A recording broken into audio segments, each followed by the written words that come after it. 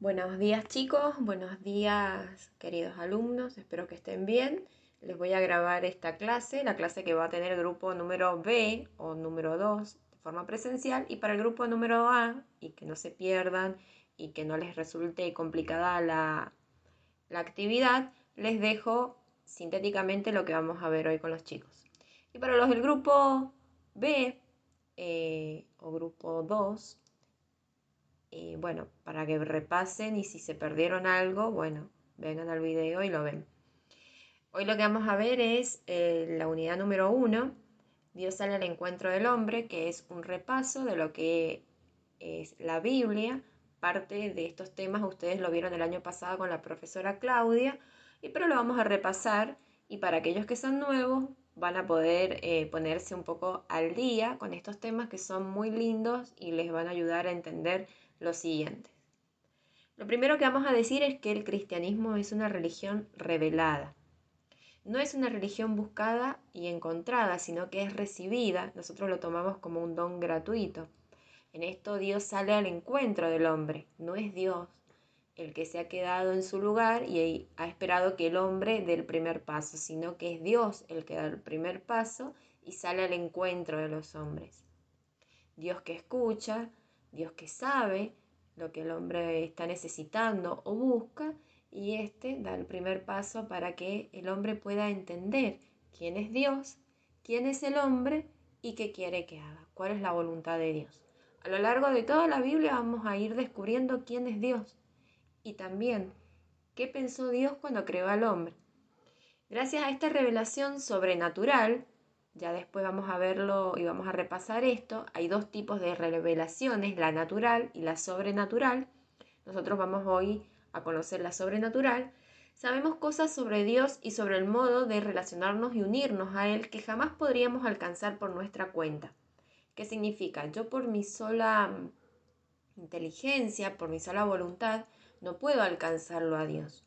Soy una persona, un ser finito, con límites, no puedo conocer algo que me trasciende y que es infinito. Por lo tanto, nosotros sabemos que Dios es el que se revela, el que decide darse a conocer al hombre. Y lo va a hacer a través de hechos, de palabras que al hombre le resulta entendible. ¿Qué significa? Dios no va a hablar en un lenguaje que el hombre no pueda entender, sino que al contrario, lo va a hablar a través de su cultura, a través de su idioma, a través de su forma y de sus categorías de pensamiento. Y al mismo tiempo lo va a invitar al hombre y que pueda de esta manera acceder y entender qué quiere Dios para él. ¿Cómo se produce esta revelación?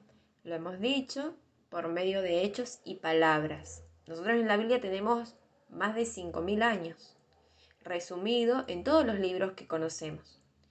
Tenemos todo lo que es la historia de la creación, luego el Antiguo Testamento, con los patriarcas, los jueces, profetas, reyes, toda la historia de los macabeos, incluso los libros sapienciales, que son los libros de la sabiduría, que ellos a través de esos hechos y palabras nos van contando esto como Dios va preparando al pueblo, al mundo, para la llegada de su Hijo. La llegada de su Hijo marca el antes y el después para el hombre. Y para la Biblia también. A partir de ahí llega el Nuevo Testamento, que es el mismo Dios, que ya no manda un mensajero, sino que es el mismo Dios, el que se hace hombre, y le cuenta a los hombres qué quiere Él y quién es Él, cosa que otros no podían haber hecho por sus propios medios. Estos acontecimientos son históricos y son los que nosotros encontramos narrados en la Biblia.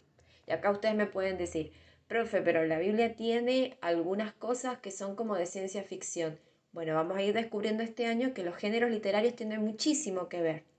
Yo puedo contar algo que ha sucedido en la historia, algo que realmente sucedió, pero lo voy a contar de tal manera que sea fácil de memorizar, y esto también es un paréntesis que voy a abrir, que antes de que la Biblia esté por escrita, era transmitida de forma oral, por lo tanto tenían que ser relatos breves, llamativos, que la gente pudiese memorizar.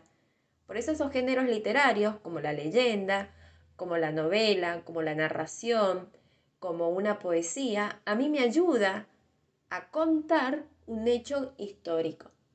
A veces podemos apelar a la exageración, a veces podemos apelar a la simbología, pero no significa que lo que ocurrió en la Biblia no sucedió, sino que la forma que lo ha contado el autor sagrado nos ayuda a nosotros, a través de ese género literario, a entenderlo y vamos a ir descubriendo después su mensaje. La Biblia se divide en dos partes. Esto se lo tienen que saber como el Padre Nuestro. La parte del Antiguo Testamento y la parte del Nuevo Testamento. Son las dos partes. Antiguo Testamento o Antigua Alianza es todo lo que se narra desde la creación hasta la llegada del Imperio griego, que estamos rondando la época de los macabeos. Todo ese periodo de preparación hasta la llegada del Imperio griego con los macabeos y luego la preparación para la llegada de Jesús es lo que abarca el Antiguo Testamento. Desde el nacimiento de Jesús hasta la muerte del último apóstol y luego el libro del Apocalipsis es lo que va a narrarse en el Nuevo Testamento. Ahí nosotros tenemos en el Nuevo Testamento, vamos a ir viéndolo en las próximas clases, como dos partes. La etapa del Hijo, que es Jesús, que desde su nacimiento, su vida pública, nos va contando quién es Dios, todo lo que Él hizo. Y la parte del Espíritu Santo, que es la formación de la iglesia. Con la llegada del Espíritu Santo en Pentecostés, la iglesia se va formando. Esta iglesia que ya venía siendo pensada por el Padre, que el Hijo se le explica al pueblo, es el Espíritu Santo el que la acompaña y el que la hace posible. Pero estas son las dos partes, Antiguo y Nuevo Testamento. El Antiguo Testamento tiene 46 libros, mientras que el Nuevo Testamento tiene 27 libros. Estos libros nosotros los vamos a organizar como en categorías, que son las que voy a explicar ahora. El Antiguo Testamento lo podemos dividir en 4.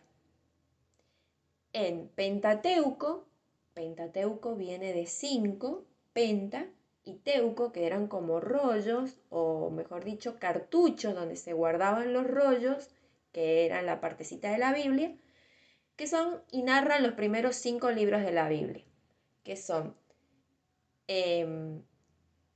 Génesis, Éxodo, Levítico, Números y Deuteronomio.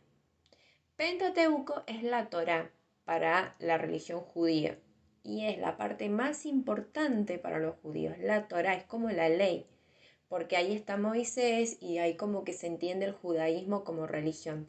Para nosotros, esos 5 libros forman el bloque del Pentateuco. Luego están los didácticos.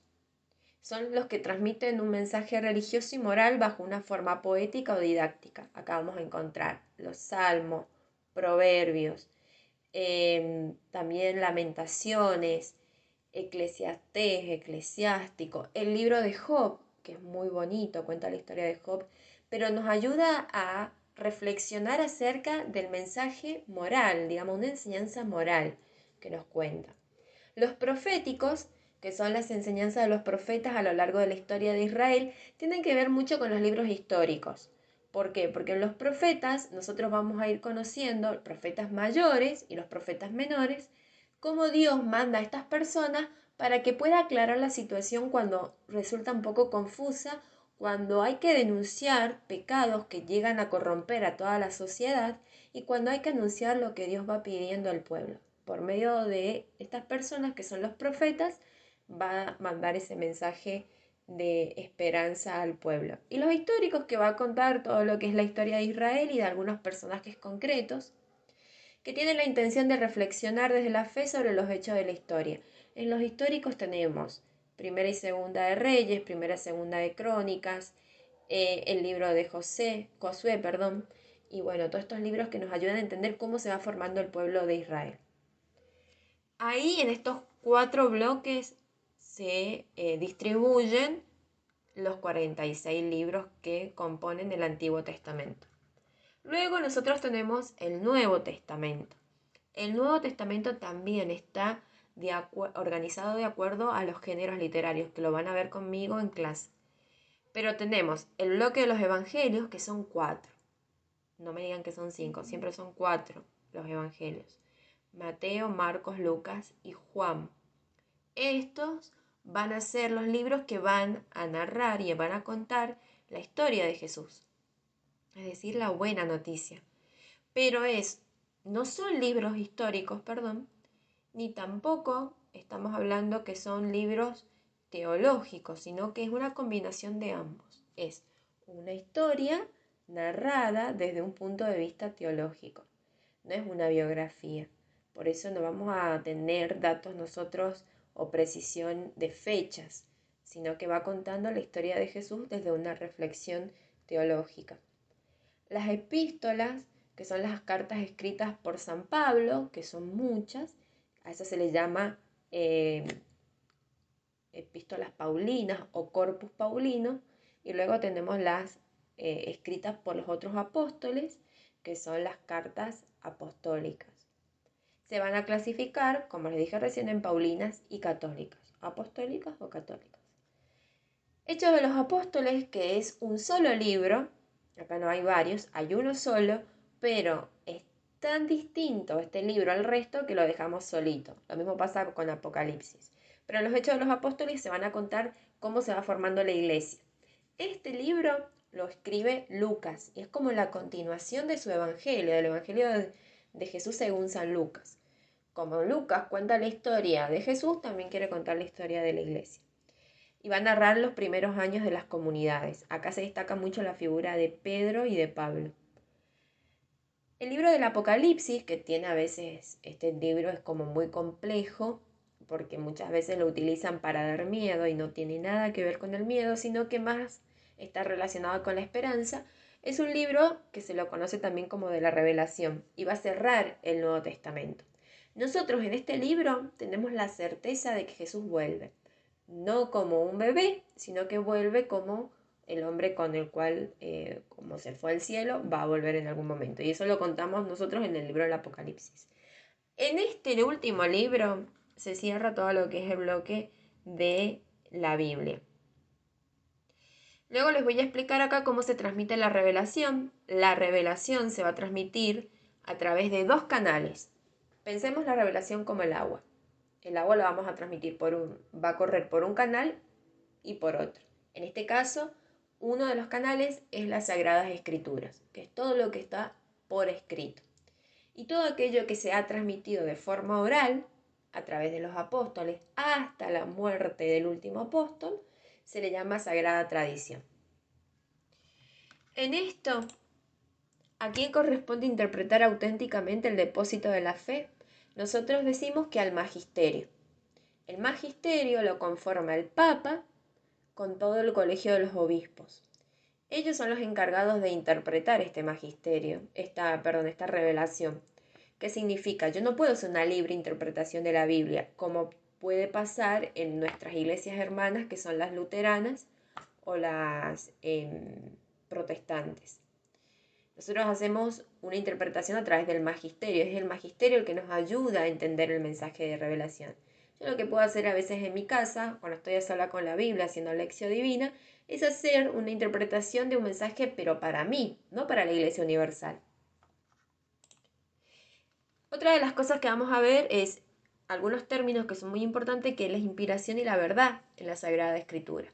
Muchas veces se cuestiona esto de que como que la Biblia es un invento, que es algo que inventó el hombre porque, bueno, está aburrido, queremos hacer o transmitir un mensaje que todos piensen como nosotros, bueno, hagamos la Biblia. Y en realidad no es así.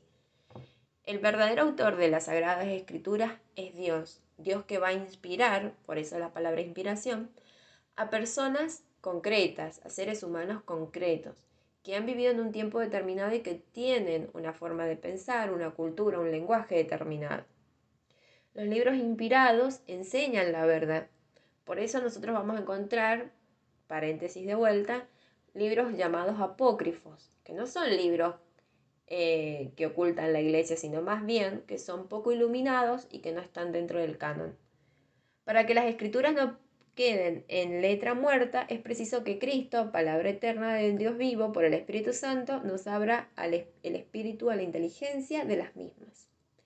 Nosotros en las Sagradas Escrituras por medio del Espíritu Santo, nos permite ir interpretando, como lo decíamos a través del magisterio, cuál es el mensaje que Dios quiere transmitir. Y finalmente, canon, que es la tercera palabra, inspiración, canon y verdad, hace referencia a que la tradición apostólica hizo discernir a la Iglesia qué escritos van a constituir la lista de los libros sagrados. No todos los libros iban a entrar en la Biblia, sino que en el Concilio de Trento se va a definir cuáles son estos libros que van a entrar dentro de la Biblia y cuáles no.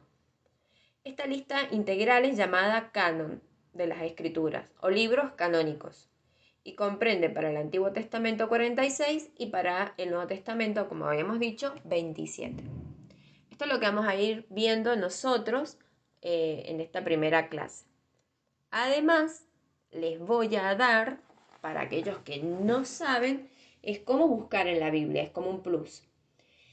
En la Biblia, nosotros cuando la profesora nos dice, busquen, qué sé yo, Marcos, va a haber una abreviatura, ya se las voy a pasar, que en este caso al libro de Marcos le corresponde la abreviatura MC, eso me indica el libro, un número, puede ser de un dígito, 2 dígitos, en este caso puede ser, por ejemplo, Marcos 1, que me va a indicar el capítulo. El capítulo en la Biblia está como un número grande, que nosotros lo vamos a encontrar incluso en algunas Biblias, bien en grande, negrito, o si no en una esquinita diciéndome que estoy en Marcos capítulo 1. El capítulo está dividido en versículos, porque si no sería larguísimo. Si yo voy a Marcos 1 y la profesora me pone del 16-20, significa que tengo que buscar en el texto los numeritos 16 hasta el 20. Del 16 al 20, la profesora me pide que lea ese pedacito de la Biblia. Si por ejemplo dice 16, 20 y después un punto y 23, significa que tengo que leer del 16 al 20 y ese punto me indica solo el versículo 23. A ese le sumo el versículo número 23. Esto va a ser como una especie de repaso para que ustedes busquen en la Biblia y vamos a ir practicando en clase. Para el grupo B, que creo que sí, el grupo B, el que va a estar conmigo, perdón, el grupo A, el que está conmigo la semana que viene, le voy a pedir que por favor, estén ahí atentos a traer la Biblia porque vamos a buscar citas bíblicas en clases. Todos los martes traigan la Biblia, vamos a practicar buscando citas bíblicas para que ustedes puedan ir haciendo este ejercicio conmigo acá en clases. Nos vemos chicos y perdón porque es tan larga la clase, pero para que la explicación sea para todos y todos puedan entender el tema. Nos vemos.